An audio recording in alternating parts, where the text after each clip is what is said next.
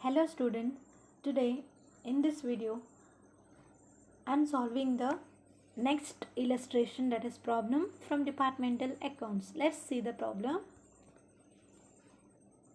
Konkan Traders has two departments, Department A and Department B. Department A transfers goods to Department B. Only A department transfer to goods to Department B. Okay. From the following particulars, prepare departmental trading and profit and loss account and general profit and loss account. ಅಂದರೆ profit and loss account ಟ್ರೇಡಿಂಗ್ನ ಒಟ್ಟಿಗೆ ಮಾಡಬೇಕು, plus general profit and loss account ಕೂಡ ಮಾಡಬೇಕು. Okay, ನಾವು C the particulars, that is following particulars ಅಂತ ಹೇಳಿದ್ರಲ್ವ. ಯಾವುದೆಲ್ಲ information ಕೊಟ್ಟಿದ್ದಾರೆ? Opening stock ಕೊಟ್ಟಿದ್ದಾರೆ, ಒಂದೇ ಡಿಪಾರ್ಟ್ಮೆಂಟ್ಗೆ ಕೊಟ್ಟಿದೆ, ಡಿಪಾರ್ಟ್ಮೆಂಟ್ ಎಗೆ ಮಾತ್ರ ಕೊಟ್ಟಿದೆ. ಪರ್ಚೇಸಸ್ 22 ಲ್ಯಾಕ್ ಮತ್ತು 2 lakh, wages 1 lakh, then 1,60,000 for department B, sales 23 lakh ಮತ್ತು 15 lakh, closing stock 5 lakh and 1,80,000, goods transferred from department A to B, A ಇಂದ ಬಿಗೆ ಟ್ರಾನ್ಸ್ಫರ್ ಆಗಿದೆ ಎಷ್ಟು? 7 ಲ್ಯಾಕ್. ಅಂದರೆ ಎ ಇಂದ ಬಿಗೆ ಟ್ರಾನ್ಸ್ಫರ್ ಆಗಿದೆ, ಅದರ್ವೈಸ್ ಗೂಡ್ಸ್ ಎಷ್ಟಿತ್ತು? 30 ಲ್ಯಾಕ್ ಇತ್ತು ಅಂತ ಅರ್ಥ, ಗೊತ್ತಾಯ್ತಲ್ವಾ? 30 ಲ್ಯಾಕ್ ಇತ್ತು ಗೂಡ್ಸ್, 7 ಲ್ಯಾಕನ್ನು ನಾವು ಬಿ ಡಿಪಾರ್ಟ್ಮೆಂಟಿಗೆ ಶೇರ್ ಮಾಡಿದ್ದಾರೆ ಅವರು ಅಂತ.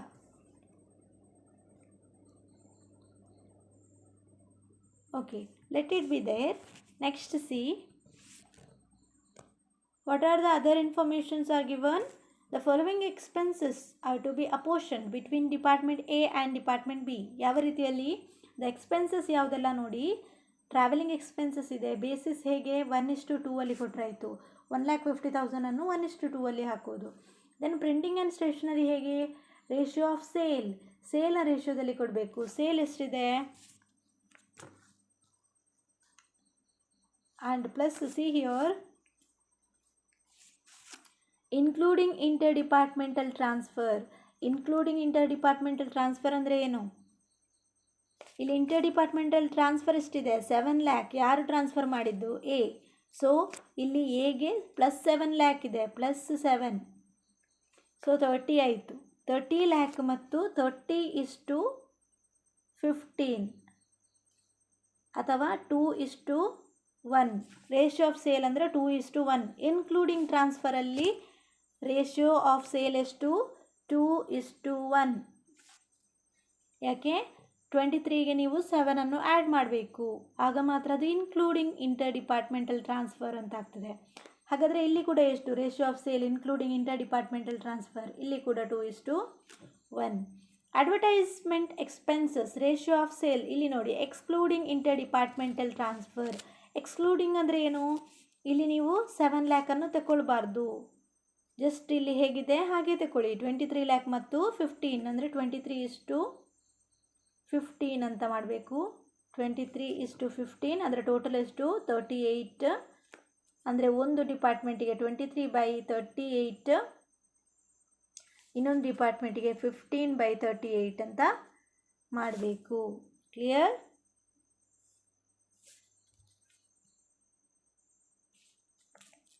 Okay, that is excluding inter departmental transfer. ಅಂದರೆ 23:15. Okay, 23:15. Okay, next general expenses ಹೇಗೆ? 3:1. Depreciation on machinery also 1:3. ಇದನ್ನು ಅಪೋರ್ಷನ್ ಮಾಡಬೇಕು. Okay, then some of the common expenses which cannot be apportioned are as follows. ಎರಡೂ ಡಿಪಾರ್ಟ್ಮೆಂಟಿಗೆ share ಮಾಡಿ ಕೊಡಲಿಕ್ಕಾಗದಂತಹ ಎಕ್ಸ್ಪೆನ್ಸಸ್ಗಳು ಇವು. ಇವನ್ನು ನಾವೆಲ್ಲೇ ಹಾಕ್ತೇವೆ? ಜನರಲ್ ಪ್ರಾಫಿಟ್ ಆ್ಯಂಡ್ ಲಾಸ್ ಅಕೌಂಟಲ್ಲಿ ಹಾಕಬೇಕು. ಜನರಲ್ ಪ್ರಾಫಿಟ್ ಆ್ಯಂಡ್ ಲಾಸ್ ಅಕೌಂಟಲ್ಲಿ ಹಾಕ್ತೇವೆ. ಓಕೆ, ಸೊ ಯಾವುದೆಲ್ಲ ಇದೆ? ಆಡಿಟ್ ಫೀಸ್ ಇದೆ, 2 ಆಡಿಟ್ ಫೀಸ್ ಅಂತ ಹಾಕ್ತೇವೆ, to general manager salary, 2 expenses, office expenses. Okay, after that ಏನಿದೆ? Out of closing stock of department B 1,35,000 represent goods transferred from department A. ಅಂದರೆ department ಬಿಯ ಕ್ಲೋಸಿಂಗ್ ಸ್ಟಾಕಲ್ಲಿ, department ಬಿಯ ಕ್ಲೋಸಿಂಗ್ ಸ್ಟಾಕ್ ಎಲ್ಲಿದೆ? Closing stock 1,80,000 ಇಲ್ಲಿದೆ. 1,80,000 closing stock ಇದೆ ಅಲ್ವಾ, ಇದರಲ್ಲಿ 1,35,000 ಯಾರದ್ದು, ಡಿಪಾರ್ಟ್ಮೆಂಟ್ ಎ ಯದ್ದು, ಸರಿಯಾ. ಸೊ ಹಾಗೆ ಮಾಡುವ ಇದ್ದಾಗ ನಾವೇನು ಮಾಡ್ತೇವೆ, we have to find out the stock ರಿಸರ್ವನ್ನು ಫೈಂಡ್ ಔಟ್ ಮಾಡಬೇಕು. ಆಗ ನಾವು ಸ್ಟಾಕ್ ರಿಸರ್ವ್ ಫೈಂಡ್ ಔಟ್ ಮಾಡಬೇಕಿದ್ರೆ ನಮ್ಗೆ ಏನು ಗೊತ್ತಿರಬೇಕು, ರೇಟ್ ಆಫ್ ಗ್ರೋಸ್ ಪ್ರಾಫಿಟ್ ಗೊತ್ತಿರಬೇಕು. ಆಗ ಮಾತ್ರ ನಾವು ಮಲ್ಟಿಪ್ಲೈ ಮಾಡಿ ಎಷ್ಟು ಸ್ಟಾಕ್ ರಿಸರ್ವ್ ಅಂತ ಫೈಂಡ್ ಔಟ್ ಮಾಡ್ತೇವೆ. ಸೊ ಇಲ್ಲಿ ನಾವು ಏನು ಮಾಡಲಿಕ್ಕಿದೆ, we have to find out the rate of gross profit. So let's see the problem. Okay, ನಾವಿನ್ನು ಸೊಲ್ಯೂಷನ್ ಮಾಡುವ. Start. Books of Konkan traders, departmental trading and profit and loss account for the year ending 31/3/2020. What are the particulars? Department A, department B. Opening stock ಬರಿತೇವೆ as usual, ಗೊತ್ತಾಗ್ತದಲ್ವಾ. Opening stock ಬರಿತೇವೆ, purchases ಬರಿತೇವೆ, wages ಬರಿತೇವೆ and sales. ಇಲ್ಲಿ ತನಕ ನಾನಿಲ್ಲಿ ಹೇಳ್ತೇನೆ ನೋಡಿ ಎಲ್ಲಿಂದ ಅಂತ. See here, opening stock department ಎಗೆ 2 lakh ಇತ್ತು, ಡಿಪಾರ್ಟ್ಮೆಂಟ್ ಬಿಗೆ ಇರಲಿಲ್ಲ, ಅಲ್ಲಿ ನಾವು ಡ್ಯಾಶ್ ಹಾಕಿದ್ದೇವೆ ಅಲ್ವಾ. ಪರ್ಚೇಸಸ್ 22 lakh ಇದೆ, 2 lakh ಇದೆ ಹಾಕಿದೆ. ವೇಜಸ್ ಇದೆ 1 lakh ಮತ್ತು 1,60,000. ಸೇಲ್ಸ್ ಯಾವ ಕಡೆ ಬರಿತೇವೆ, ಕ್ರೆಡಿಟ್ ಸೈಡಲ್ಲಿ ಬರಿತೇವೆ, ಬೈ ಸೇಲ್ಸ್ 23 lakh ಮತ್ತು 15 lakh. ಇಲ್ಲಿ ತನಕ ಬರ್ದಾಯಿತು. ನೆಕ್ಸ್ಟ್ ಏನು ಮಾಡಬೇಕು, ಕ್ಲೋಸಿಂಗ್ ಸ್ಟಾಕ್ ಬರೆಯೋದಕ್ಕಿಂತ ಮುಂಚೆ ಎಷ್ಟು ಟ್ರಾನ್ಸ್ಫರ್ ಆಗಿದೆ ಇದನ್ನು ಬರಿತೇವಲ್ವಾ, ಲಾಸ್ಟಿಗೆ ಕ್ಲೋಸಿಂಗ್ ಸ್ಟಾಕ್ ಬರಿಬೇಕು.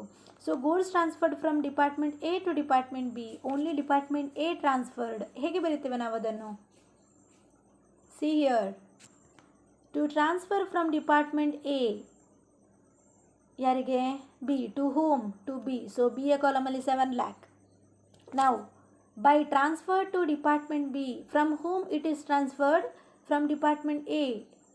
ಕ್ಲಿಯರ್. ಆಗ ಸೇಲಲ್ಲಿ ನೋಡಿ ಮ್ಯಾಚ್ ಆಯಿತು, 30 lakh. ಅರ್ಥ ಆಯ್ತಲ್ವಾ, ಕ್ಲಿಯರ್. ಹೇಗೆ, to transfer from department A transfer ಮಾಡಿತ್ತು. ಕ್ಲಿಯರ್. ಇಲ್ಲಿ ಇಲ್ಲ ನೋಡಿ, ಟ್ರಾನ್ಸ್ಫರ್ ಮಾಡಿತ್ತು, ಲೆಸ್ ಆಯಿತು. ಎಲ್ಲಿಗೆ ಹೋಯಿತು, ಡಿಪಾರ್ಟ್ಮೆಂಟ್ ಬಿಗೆ ಹೋಯಿತು. ಸೊ ಆ್ಯಡ್ ಮಾಡಿ ಇಲ್ಲಿ ಬರಿಬೇಕು ಡಿಪಾರ್ಟ್ಮೆಂಟ್ ಬಿಯಲ್ಲಿ. Then what you have to do, ಇದನ್ನೇ ಅಲ್ಲಿ ತೋರಿಸಬೇಕಲ್ವ ಅಪೋಸಿಟ್ ಸೈಡಲ್ಲಿ, because we are doing at the same time in the department A ಮತ್ತು ಬಿ ಒಟ್ಟಿಗೆ ಮಾಡ್ತಿದ್ದೇವೆ. ಆ ಕಾರಣದಿಂದ ಅದು ಉಲ್ಟ ಸೈಡಲ್ಲಿ, ಅಪೋಸಿಟ್ ಸೈಡಲ್ಲಿ ಕೂಡ ಬರಬೇಕಾಗ್ತದೆ. So by transfer to department B, ಇಲ್ಲಿ ನೋಡಿ ಎ ಯ ಕಾಲಮಲ್ಲಿ ಹಾಕ್ತೇವೆ. ಆ ಟೈಮಲ್ಲಿ ಏನಾಯ್ತು, ಈಗ ನಮ್ಮ 30 lakh ಟೋಟಲ್ ಬಂತು. ನೆಕ್ಸ್ಟ್ ಇಲ್ಲಿ ಇಲ್ಲ ಏನು, ಸೊ ಹಾಗೆ ನಿಲ್ಬಿಡಿ. ದೆನ್ ಕ್ಲೋಸಿಂಗ್ ಸ್ಟಾಕ್ ಬರಿತೇವೆ ಆ್ಯಸ್ ಯೂಶ್ವಲ್. 5 lakh ಮತ್ತು 1,80,000 ಇದೆ. ಇಲ್ಲಿ ನಾವು ಸ್ಟಾಕ್ ರಿಸರ್ವ್ 1,35,000 ಆ ವಿಷಯ ನಾವು ಜನರಲ್ ಯಾವುದರಲ್ಲಿ, ನಮ್ಮ departmental trading and profit and loss ಅಕೌಂಟಲ್ಲಿ ಅದನ್ನು ತಗೊಳ್ಳೋದಿಲ್ಲ. ಅದನ್ನು ನಾವೆಲ್ಲಿ ಯೂಸ್ ಮಾಡ್ತೇವೆ, we are taking it in the general profit and loss account. So here as it is 1,80,000 ಅಂತ ಬರೀರಿ. Then you have to total that, you will get here 16,80,000. ಇದನ್ನಿಷ್ಟನ್ನು total ಮಾಡಿ ಮತ್ತು ಈ 16,80,000 ಮೈನಸ್ ಮಾಡಿ, ಆಗ ನಿಮಗೆ 6,20,000 ಸಿಗ್ತದೆ. ಸೇಮ್ ವೇ ಇಲ್ಲಿ ಕೂಡ ಮಾಡಿ, ಟೋಟಲ್ ಮಾಡಿ, ಇದಿಷ್ಟನ್ನು ಈ ಟೋಟಲಿಂದ ಮೈನಸ್ ಮಾಡಿ ಡಿಫ್ರೆನ್ಸ್ ಏನು ಬರ್ತದೆ ನೋಡಿ, ಅದನ್ನು ನಾವು ಗ್ರಾಸ್ ಪ್ರಾಫಿಟ್ ಅಂತ ಹೇಳ್ತೇವೆ. ನೆಕ್ಸ್ಟ್ ಸ್ಟೆಪ್ ಏನು, ಇಲ್ಲಿ ಬಂದ ಗ್ರಾಸ್ ಪ್ರಾಫಿಟ್ ಏನಿದೆ ಇದನ್ನು ನಾವು ಕೆಳಗೆ ತರ್ತೇವೆ. ಎಲ್ಲಿಗೆ, ಪ್ರಾಫಿಟ್ ಆ್ಯಂಡ್ ಲಾಸ್ ಅಕೌಂಟಿಗೆ. ಹೇಗೆ ತರ್ತೇವೆ, by gross profit brought down. So here see, by gross profit 10 lakh ಮತ್ತು 6,20,000. ನೆಕ್ಸ್ಟ್ ಏನು ಮಾಡಬೇಕು, we have to do apportion all the indirect expenses. What are those, see here, travelling expenses. ನಾನು ಆಗ ಹೇಳಿದ್ದೇನೆ 1:2 ಅಲ್ಲಿ 1,50,000 ಅನ್ನು 1:2 ಅಲ್ಲಿ ಡಿಸ್ಟ್ರಿಬ್ಯೂಟ್ ಮಾಡಬೇಕು. ಸಿ 50,000 ಮತ್ತು 1 lakh ಹೇಗೆ ಗೊತ್ತಾ, 1,50,000 ಇಂಟು 1/3 ಅಗೇನ್ ಇಂಟು 2/3. 1 ಡಿಪಾರ್ಟ್ಮೆಂಟ್ ಎಗೆ, 2/3 ಯಾರಿಗೆ, ಡಿಪಾರ್ಟ್ಮೆಂಟ್ ಬಿಗೆ. ಅದೇ ರೀತಿ ಉಳಿದದ್ದೆಲ್ಲದನ್ನು ಬೇಸಿಸ್ ಪ್ರಕಾರ ಮಾಡಿಕೊಂಡು ಹೋಗಲಿಕ್ಕೆ. ಟು ಪ್ರಿಂಟಿಂಗ್ ಆ್ಯಂಡ್ ಸ್ಟೇಷನರಿ ಏನಂತ ಹೇಳಿದ್ದಾರೆ, printing and stationery it should be apportioned in the ratio of sales. Ratio of sale including inter departmental transfer include ಮಾಡಿದಾಗ ಎಷ್ಟಾಗ್ತದೆ ಅಂತ ಹೇಳಿದೆ ನಾನು, 30 lakh ಆಗ್ತದೆ. 30 lakh ಇಷ್ಟು 15, 30, 15 ಅಂತ ಮಾಡ್ಬೋದು, ಅಥವಾ ಅದು 15 1s are 15 2s are 30 ಅಲ್ವಾ, 2:1 ಅಂತ ಕೂಡ ಮಾಡಲಿಕ್ಕೆ ಆಗ್ತದೆ, ಕನ್ಫ್ಯೂಸ್ ಮಾಡಿಕೊಳ್ಬೇಡಿ. ಓಕೆ, ಸೊ 2:1ನಲ್ಲಿ ನಾವು 36,000 ಡಿವೈಡ್ ಮಾಡಿದಾಗ ಹೇಗೆ ಆಯಿತು? ಹಿಯರ್ ಯು ವಿಲ್ ಗೆಟ್ 24 ಮತ್ತು 12,000. ದೆನ್ ಏನು ಮಾಡಬೇಕು? ಸ್ಯಾಲರೀಸ್ ಡಿಸ್ಟ್ರಿಬ್ಯೂಟ್ ಮಾಡಬೇಕು. ಸ್ಯಾಲರೀಸ್ ಎಲ್ಲಿದೆ? See here 2,70,000. ಇದು ಕೂಡ same, including inter departmental transfer, ಅಂದರೆ 30:15 ಅಥವಾ 2:1. 2,70,000 ಆ ಥರ ಡಿಸ್ಟ್ರಿಬ್ಯೂಟ್ ಮಾಡಿದಾಗ ಎಷ್ಟು ಬಂತು? It is 1,80,000 and 90,000. Then advertisement ಏನು ಹೇಳಿದ್ದಾರೆ? Advertisement expenses should be allocated according to the ratio of sales, but what is the condition? Excluding interdepartmental transfer. Interdepartmental transfer ನಾವು ತಗೊಳ್ಳಿಕ್ಕಿಲ್ಲ. 23:15. ಹಾಗಾದರೆ ಹೇಗೆ ಮಾಡಲಿಕ್ಕೆ ಅದು? 76,000 ಇಂಟು 23, ಫಸ್ಟ್ ಡಿಪಾರ್ಟ್ಮೆಂಟ್ಗೆ 23 ಡಿವೈಡೆಡ್ ಬೈ 23 ಪ್ಲಸ್ 15 ಟೋಟಲ್ ಎಷ್ಟು? 38. So divided by 38 ಮಾಡಿದಾಗ 46,000 ಬರ್ತದೆ. See here 46,000. ಇನ್ನೊಂದು ಡಿಪಾರ್ಟ್ಮೆಂಟಿಗೆ ಹೇಗೆ ಮಾಡ್ತೇವೆ? Same 76,000 into 15 divided by 38. You will get 30,000. Understood? So 76,000 23:15 ರೇಷಿಯೋದಲ್ಲಿ ನಾವು ಡಿವೈಡ್ ಮಾಡಿದಾಗ ಇಷ್ಟು ಬಂತು. ದೆನ್ ಜನರಲ್ ಎಕ್ಸ್ಪೆನ್ಸಸ್ ಹೇಗೆ ಮಾಡಬೇಕು? General expenses should be a portion. Direct ಕೊಟ್ಟಿದ್ದಾರೆ 3:1ನಲ್ಲಿ, ಮತ್ತು ಡೆಪ್ರಿಸಿಯೇಷನ್ ಆನ್ ಮೆಷಿನರಿ 12,000 ನಾವು 1:3 ಅಲೋಕೇಟ್ ಮಾಡಬೇಕು. ಓಕೆ, ಸಿ ಆಫ್ಟರ್ ಅಲೋಕೇಟಿಂಗ್ ಏನು ಮಾಡಬೇಕು? ನಾವು ಟೋಟಲ್ ಮಾಡ್ತೇವೆ ಆ್ಯಸ್ ಯೂಶ್ವಲ್. ನೆಕ್ಸ್ಟ್ ಎಷ್ಟು ಬ್ಯಾಲೆನ್ಸ್ ಬರ್ತದೆ ನೋಡಿ, ಅದನ್ನು ಬ್ಯಾಲೆನ್ಸ್ ಬರ್ತೇವೆ. ಇದನ್ನು ಎಂತ ಮಾಡ್ತೇವೆ ಈಗ? ಇದು ಆ್ಯಕ್ಚುಲಿ ನೆಟ್ ಪ್ರಾಫಿಟ್ ಹೌದು, ಬಟ್ ಡೈರೆಕ್ಟ್ ನೆಟ್ ಪ್ರಾಫಿಟ್ ಅಲ್ಲ. ಈ ನೆಟ್ ಪ್ರಾಫಿಟನ್ನು ನಾವು ಇಲ್ಲಿಗೆ ಹಾಕ್ತೇವೆ, ಜನರಲ್ ಪ್ರಾಫಿಟ್ ಆ್ಯಂಡ್ ಲಾಸ್ ಅಕೌಂಟಿಗೆ ಹಾಕ್ತೇವೆ. ಸೊ ಹೇಗೆ ಬರೀಬೇಕು? To net profit to general profit and loss account ಅಂತ ಬರೀಬೇಕು. The net profit which is transfer to general profit and loss account, which means we have to prepare again general profit and loss account. Before that I have said ನಾವೇನು ಮಾಡಬೇಕು? Stock ರಿಸರ್ವನ್ನು find out ಮಾಡಬೇಕು. Stock reserve find out ಮಾಡಬೇಕಿದ್ರೆ gross ಪ್ರಾಫಿಟ್ನ rate ಎಷ್ಟು ಅಂತ ನೋಡಬೇಕು. ಅದು ಹೇಗೆ ನೋಡ್ತೇವೆ? ಇಲ್ಲಿ ನಮಗೆ ಟ್ರಾನ್ಸ್ಫರ್ ಯಾರದು ಮಾತ್ರ ಇರೋದು? ಓನ್ಲಿ ಡಿಪಾರ್ಟ್ಮೆಂಟ್ ಎ ಟ್ರಾನ್ಸ್ಫರ್ಸ್ ಅಲ್ವಾ? Which condition? Here out of closing stock department B has, that is represents 1,35,000 goods transferred from department A. Department A ಇಂದ ಡಿಪಾರ್ಟ್ಮೆಂಟ್ ಬಿಗೆ 1,35,000 ಗೂಡ್ಸ್ ಬಂದಿದೆ. ಅಂದರೆ ಡಿಪಾರ್ಟ್ಮೆಂಟ್ ಎಯ ಪರ್ಸೆಂಟೇಜ್ ಎಷ್ಟು ಅಂತ ನೋಡಬೇಕು, ಹೌದಲ್ವಾ? ನಾವು ಯಾವಾಗಲೂ ಅಪೋಸಿಟ್ ಸೈಡಿನ ಪರ್ಸೆಂಟೇಜ್ ಹಾಕ್ತೇವೆ. ಇಲ್ಲಿ ಎರಡೂ ಡಿಪಾರ್ಟ್ಮೆಂಟ್ನ ಪರ್ಸೆಂಟೇಜ್ ಮಾಡುವ ಅಗತ್ಯ ಇಲ್ಲ, ಯಾಕಂದರೆ ಡಿಪಾರ್ಟ್ಮೆಂಟ್ ಎಯ ಗೂಡ್ಸ್ ಡಿಪಾರ್ಟ್ಮೆಂಟ್ ಬಿ ಯಲ್ಲಿ ಇರುವುದು. ಸೊ 1,35,000ಗೆ ನಾವು ಯಾವ ಪರ್ಸೆಂಟೇಜ್ ಹಾಕ್ತೇವೆ? ಡಿಪಾರ್ಟ್ಮೆಂಟ್ ಎಯ ಪರ್ಸೆಂಟೇಜ್ ಹಾಕ್ತೇವೆ. Then what is the need of calculating department B's gross profit rate? No need. So we are just calculating the gross profiting rate of department A. Okay, let's start. See here, department A the sale 30 lakh, gross profit 10 lakh, isn't it?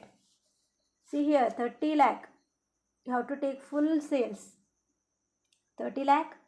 Here the gross profit is 10 lakh.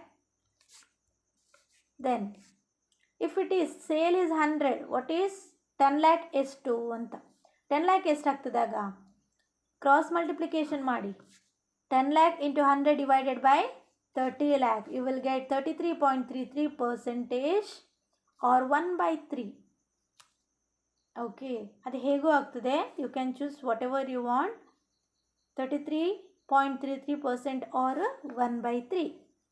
ನಾವು see stock reserve in closing stock. ಯಾಕೆ ನಾವು ಇನ್ನೊಂದು department ಇದು ಮಾಡಲಿಲ್ಲ? Because ಇನ್ನೊಂದು ಡಿಪಾರ್ಟ್ಮೆಂಟ್ನ stock ಇಲ್ಲ. B A ಡಿಪಾರ್ಟ್ಮೆಂಟ್ನ ಸ್ಟಾಕ್ ಎ ಯಲ್ಲಿ ಇನ್ಕ್ಲೂಡ್ ಆಗಿದ್ದರೆ ಮಾತ್ರ ನಾವು ಎರಡು ಡಿಪಾರ್ಟ್ಮೆಂಟ್ ಇದು ಮಾಡಬೇಕಾಗ್ತದೆ. ಬಟ್ ಇಲ್ಲಿ ಎ ಡಿಪಾರ್ಟ್ಮೆಂಟಿನ ಸ್ಟಾಕ್ ಮಾತ್ರ ಬಿ ಡಿಪಾರ್ಟ್ಮೆಂಟಲ್ಲಿರೋದು. ಆ ಕಾರಣದಿಂದ ನಾವು ಎ ಡಿಪಾರ್ಟ್ಮೆಂಟ್ನ gross profit rate find out ಮಾಡಿದರೆ ಸಾಕಾಗ್ತದೆ. Okay, so how to find out the closing stock, that is stock reserve? Just 1,35,000 from the adjustment, 1,35,000 into 1/3. Okay, ಎಷ್ಟು ಬರ್ತದೆ? 1,35,000 into 33.33 divided by 100. When you divide it by 33.33%, you will get 44,995.5 ಅಂತ ಬರ್ತದೆ. ನೀವು ಅದನ್ನು round figure ಮಾಡಿದಾಗ ಅದು 45,000 ಆಗ್ತದೆ. Okay, so round figure ಮಾಡಿ, ಯಾವುದೇ ಚೂಸ್ ಮಾಡೋದಿದ್ರು 45,000 ಮಾಡಿ, ಪಾಯಿಂಟ್ ಬರಿಬೇಡಿ. ಕ್ಲಿಯರ್? Next see here,